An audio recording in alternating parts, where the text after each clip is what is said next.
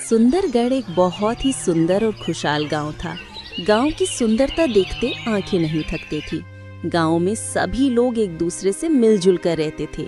इस गांव में हरि अपनी पत्नी और एक 9 वर्ष के बेटे के साथ रहता था। हरि खेती करता, जिससे उनका गुजारा हो रहा था। अरे लक्ष्मी, जल्दी से खाना बांध दो, मुझे खेत पर जाने के लिए वैसे भी देर हो रही है। और रवि अभी सोकर उठा या नहीं? लक्ष्मी एक पोटली में खाना लेकर जल्दी से हरि के पास आती है। ये लीजिए, आज मैंने आपकी मनपसंद गोभी की सब्जी रखी है। अब ना कहना कि तुम मेरी पसंद की चीज नहीं बनाती हो। वाह वाह, क्या बात है। गोभी की सब्जी की सुगंध तो बहुत ही अच्छी आ रही है। चलो ठीक है, अब मैं चलता हूँ, मुझे वैसे भी काफी देर हो चुकी है। इसके बाद हरि कुदाल लेकर अपने खेत की ओर निकल जाता है। रास्ते में हरि को उसके 2 दोस्त रामू और शामू मिल जाते हैं।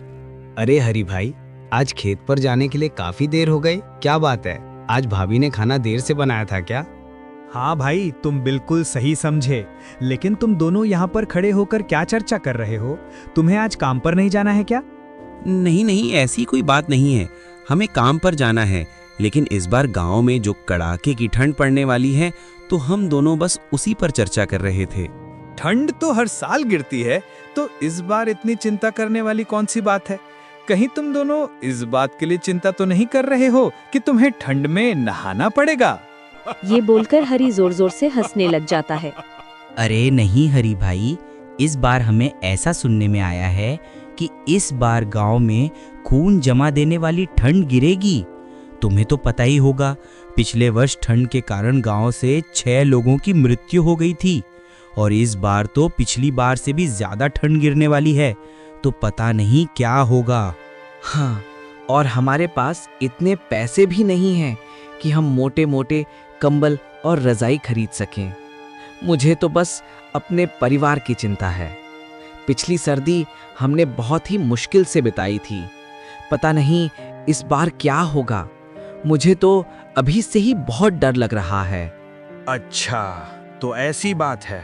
अभी तो इस समस्या का समाधान मुझे भी नहीं पता है, लेकिन हम इसके बारे में सोचेंगे। अभी मैं खेत पर चलता हूँ, मुझे बहुत ही काम है और मुझे पहले से ही काफी देर हो चुकी है। इतना बोलकर हरि खेत की ओर निकल जाता है।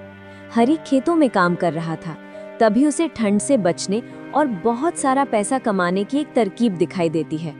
इस बार बहुत ज्यादा ठंड गिरने वाली है, सारे गांव का हाल बेहाल हो जाएगा।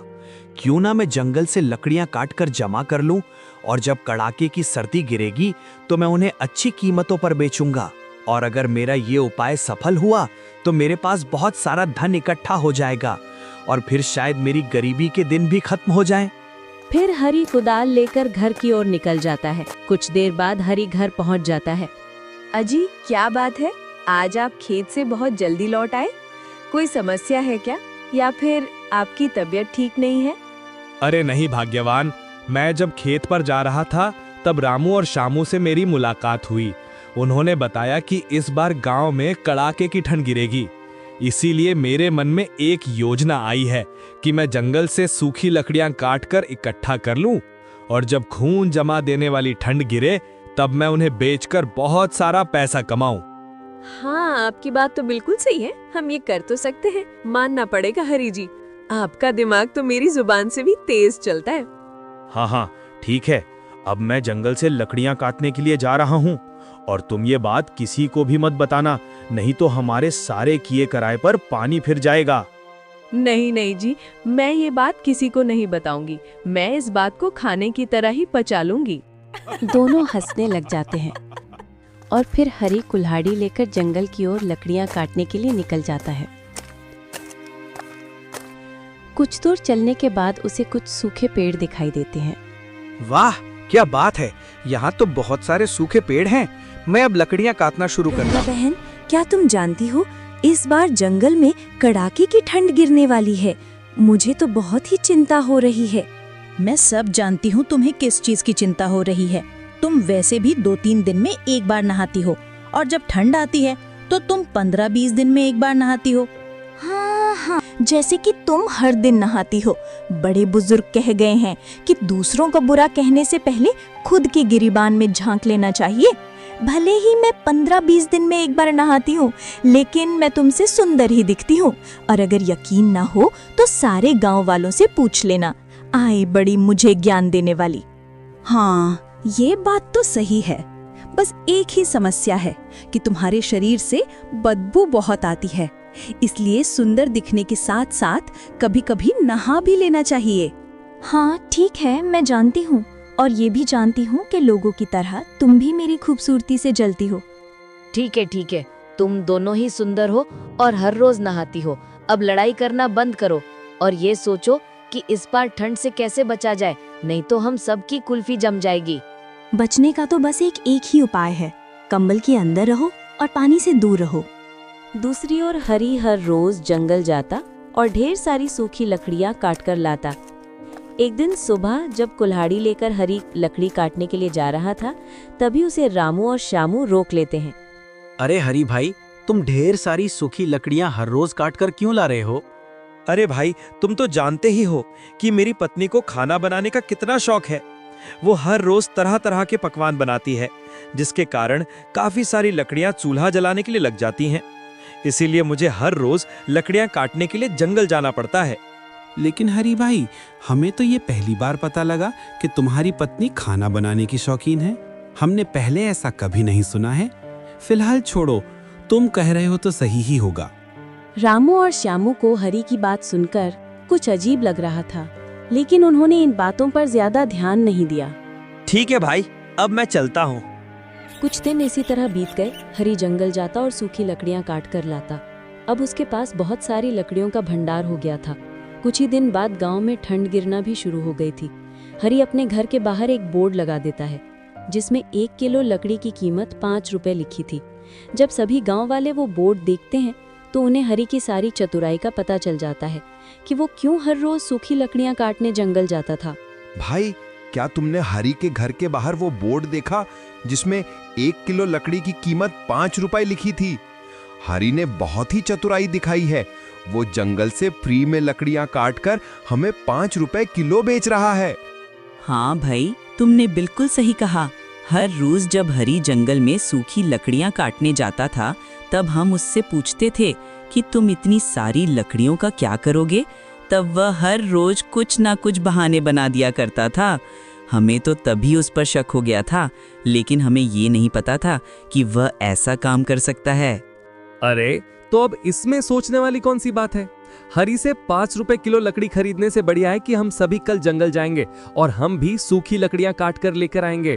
ये बात जब हरी को पता चलती है तो वो चिंता में पड़ जाता है, क्योंकि अब उसका लकड़ी बेचने का व्यापार सफल नहीं हो पाएगा। अरे भाग्यवान, क्या तुमने सुना? गांव के लोग कल सूखी लकड़ियां काटने के लिए जंगल जा रहे हैं। अगर वे सूखी लकड़ियां काट लेंगे तो हमसे लकड़ियां कोई भी नहीं खरीदेगा और मेरी सारी मेहनत पर पानी फिर जाएगा। हाँ जी, आपने बिल्कुल सही कहा। काश कोई ऐसा चमत्कार हो जाए कि कल गांव वाले लकड़ियां काटने जा ही ना पाए। हाँ, अब हम सिर्फ ऊपर वाले के भरोसे ही रह सकते हैं। कुछ ही देर बाद रात हो जाती है। दोनों पति पत्नी खाना खाकर सो जाते हैं, लेकिन रात में ठंड के साथ साथ आसमान में काले बादल छा जाते हैं और कुछ ही देर में बहुत तेज बारिश होने लगती है। बारिश के साथ साथ ठंड भी बहुत ज़्यादा बढ़ जाती है। बारिश गिरने के कारण सारे पेड़ पौधे गीले हो जाते हैं, जैसे कि अब जंगल में एक भी सूखी लकड़ी नहीं बचती है। सुबह होने तक बारिश रुक जाती है। जब हरी और लक्ष्मी बारिश देखते हैं तो वे बहुत ही खुश हो जाते हैं। अजी देखिए, लगता है ऊपर वाले ने हमारी सुन ली और रात को बारिश करवा दी। अब सारे पेड़ पौधे गीले हो गए होंगे और अब तो सूखी लकड़ियां भी जलने लायक नहीं रही होंगी। हाँ, तुमने बिल्कुल सही कहा। गांव वालों ने अपने आप को बहुत ही बुद्धिमान समझा था, लेकिन उनकी सारी बुद्धिमानी धूल में मिलकर रह गई और अब मैं लकड़ियां 5 रुपए किलो बेचने की बजाय 10 रुपए किलो बेचूंगा। नहीं नहीं, आप 5 रुपए किलो ही लकड़ियां बेचो। अगर हम 10 रुपए किलो लकड़ियां बेचेंगे तो ये सीधे सीधे लोगों को लूटना हो जाएगा। ऊपर वाले ने आपकी मेहनत को बचाने के लिए बारिश करवा दी और अब आप इसका गलत फायदा ना उठाएं। मेरी आपसे विनती है कि आप लकड़ियों का दाम 5 रुपए किलो ही रखें। मैं लकड़ियों का दाम 5 रुपए किलो ही रखता, लेकिन गांव वालों ने अपनी चतुराई दिखाकर अच्छा नहीं किया। और रात को जब बारिश हुई है वो ऊपर वाले का संदेश था कि गांव वालों को सबक सिखाया जाए। इसीलिए मुझे तुम्हारी राय की कोई जरूरत नहीं है। मैं लकड़ियां 10 रुपए किलो ही बेचूंगा। अपने पति की ये बात सुनकर लक्ष्मी को बहुत ही दुख होता है। हरि अपने घर के बाहर लगे बोर्ड को बदल देता है और उसमें 10 रुपए किलो लकड़ियों का दाम लिख देता है। ये देखकर गांव वालों को बहुत ही गुस्सा आता है, लेकिन वे कुछ नहीं कर सकते थे। देख रही हो सुमन बहन, गांव में कितनी ज्यादा ठंड पड़ रही है। हमारे पास तो थोड़ी सी ही लकड़ियां हैं। हम इसे ही जलाकर इस ठंड से राहत पाने की कोशिश कर रहे हैं। हाँ, तुमने बिल्कुल सही कहा आरती बहन। हमारे पास तो थोड़ी भी लकड़ियां नहीं है, इसलिए हम तुम्हारे घर आग की गर्मी लेने आए हैं। क्या तुम्हें पता है आरती बहन, जब ठंड की शुरुआत हुई थी तब हरि ने लकड़ियों का दाम 5 रुपए किलो रखा था, लेकिन जब ठंड बढ़ चुकी है तो उसने लकड़ियों का दाम 10 रुपए किलो कर दिया है। वो सरासर लोगों को लूट रहा है। तुम्हारी बात बिल्कुल सही है रामू भाई। हमने जंगल से सूखी लकड़ियां काटने का विचार किया था, लेकिन रात में ही बहुत तेज बारिश हो गई, जिसके कारण सारी सूखी लकड़ियां अब गीली हो गई हैं। ऐसा लगता है कि ईश्वर भी हरि के ही साथ है। अब हम चाहकर भी कुछ नहीं कर सकते। अब हमें अगर और लकड़ियां चाहिए तो हमें हरि से 10 रुपए किलो लकड़ियां खरीदनी पड़ेंगी, क्योंकि आग ही हमें इस जानलेवा ठंड से बचा सकती है। फिर सभी मायूस और लाचार होकर बची खुची लकड़ियों से आग तापते हैं। दूसरी ओर हरि का लकड़ी बेचने का व्यापार बहुत ही अच्छा चल रहा था। सभी गांव वाले उससे ही सूखी लकड़ियां खरीद रहे थे और उसकी बहुत ही अच्छी आमदनी हो रही थी। धन के साथ साथ उसके अंदर घमंड भी आ गया था। एक दिन उसके पास एक बुजुर्ग महिला आती है जो ठंड से बहुत ही कांप रही थी। बेटा, मुझे बहुत तेज ठंड लग रही है। दया करके मुझे थोड़ी सी लकड़ियां दे दो, मगर मेरे पास तुम्हें देने के लिए पैसे नहीं हैं। माफ कीजिएगा माँ जी, मैंने खून पसीना एक करके ये लकड़ियां जंगल से काटी हैं, इसीलिए मैं ये आपको मुफ्त में नहीं दे सकता। अगर आपके पास पैसा है तो लकड़ियां ले जाइए, वरना आप यहाँ से जा सकती हैं। नहीं नहीं बेटा, ऐसा मत कहो। मुझे बहुत तेज ठंड लगी है और मेरे पास गर्म कपड़े भी नहीं हैं। अगर तुम मुझे लकड़ियां नहीं दोगे तो शायद इस ठंड में मैं जिंदा नहीं बच पाऊंगी। दया करके मुझे थोड़ी सी लकड़ियां दे दो। ऊपर वाला तुम्हें हमेशा खुश रखेगा।